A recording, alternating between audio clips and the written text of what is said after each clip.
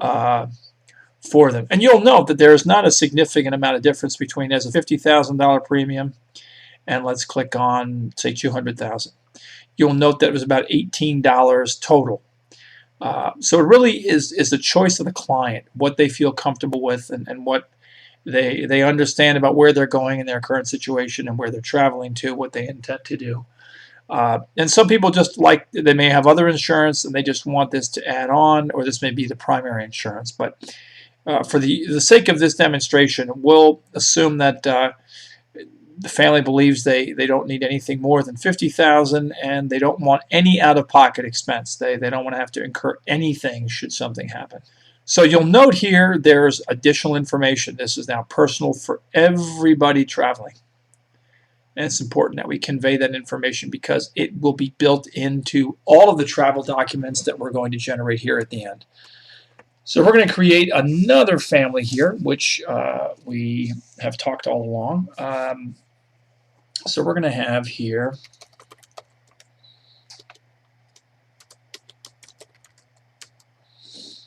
and we're going to make his birthday. Okay. So what again, I want to make sure that everybody understands as you're going through these travel, these input screens, is make sure that you have access to this information again, because later on in this demonstration, I'm going to show you where having the birth date information relative and the policy numbers is needed to access the additional information you're going to want to hand on to your clients. So again, the birth dates is something you want to make sure you have readily access to, typically off of a passport number. And in this case, we're going to go with a passport number. We're going to make all these up again just for the sake of argument. We're going to get something done here. As we've done in the previous ones, we're going to assume that the country of citizenship, this is where either your passport and or your birth certificate, it's the place that you're a citizen of. Home country is where you're traveling from. You could very well be the citizen of another country, but living overseas at the current time. That could very well be New Zealand, Australia, Germany, Colombia, Argentina, Abu Dhabi, or wherever you might be. But for the sake of this particular exercise, we're going to make it consistent and assume that the traveler is a citizen of the Philippines and is currently a resident of the Philippines. And what we're going to do right now is add a wife, and we're going to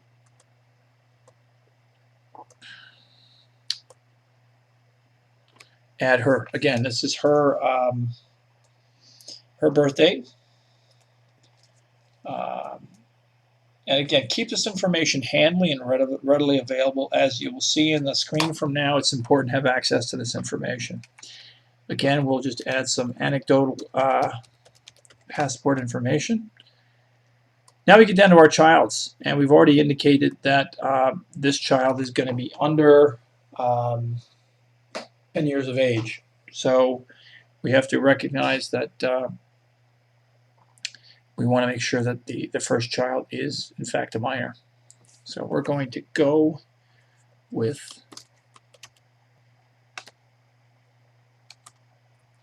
first child, and we're going to make that. And what we're going to do is June.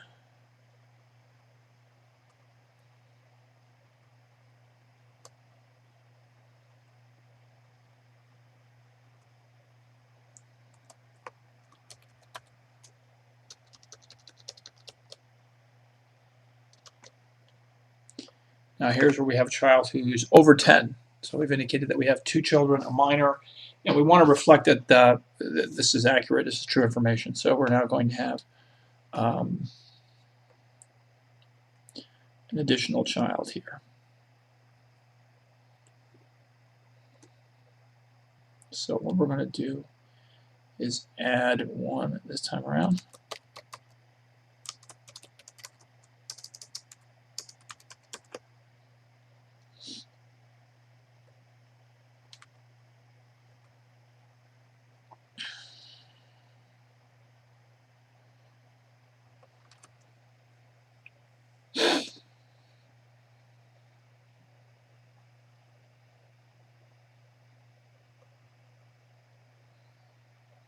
Okay, let's go ahead and use the same gentleman's address. Like I said in the past, we can always add, it just wants a relative or this particular person where they live to be a person connected to the family.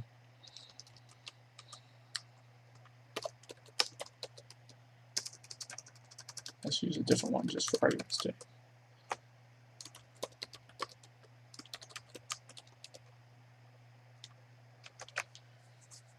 And we'll go and we'll add this one as being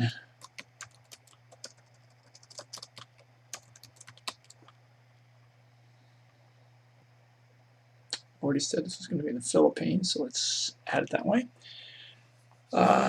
We've already indicated how in prior videos if you leave something out, it will prompt you for missing information. That's critical for you to remember, that if there's something missing, the system will call you out for that.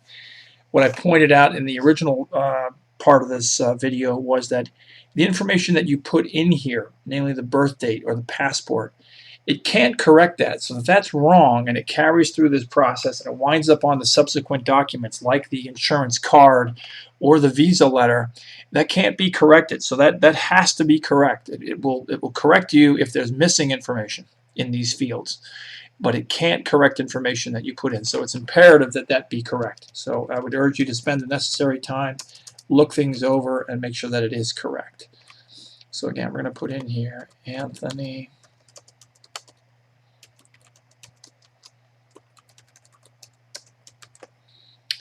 And then here we have a summary again, 9/13. We're going to make it a 2-week trip, and in this case, we're going to travel to the United Kingdom.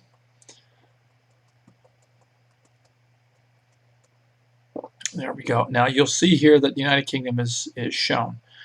We can, on the PC, hold down the control key, click on another country, and it'll be added to the list.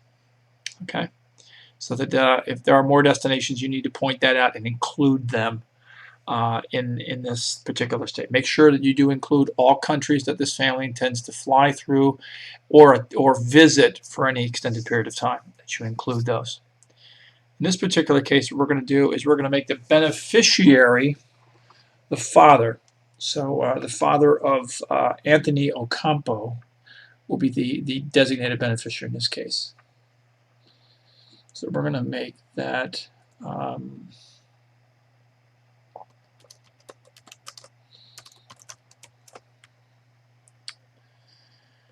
so we're back down now in the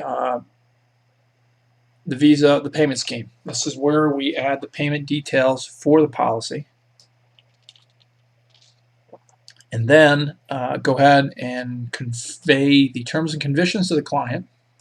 It's important that they know what the terms and conditions are. So if there are conditions and terms they cannot live with or find unacceptable, then terminating the policy is the appropriate thing to do. If they can live with it and they're okay with it, then you proceed with placing the order. That would be obviously the next logical step.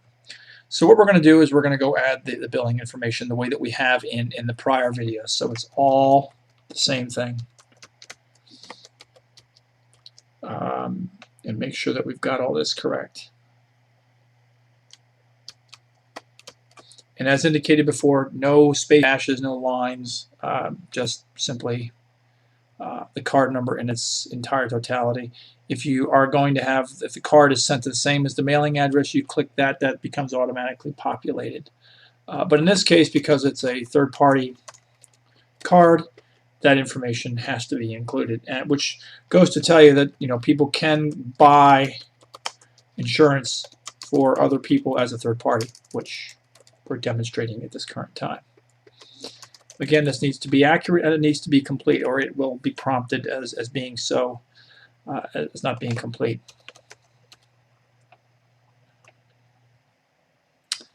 Click on these all the time, finish it up, and it reflects the agent information here that's actually putting all this information in. As indicated, understand that by clicking on placing the order, you on behalf of the client are getting them to agree to the terms and conditions, and you authorize the insurance to debit your Visa card for the fee that we've shown above, totaling $71.81, will be debited for this particular policy.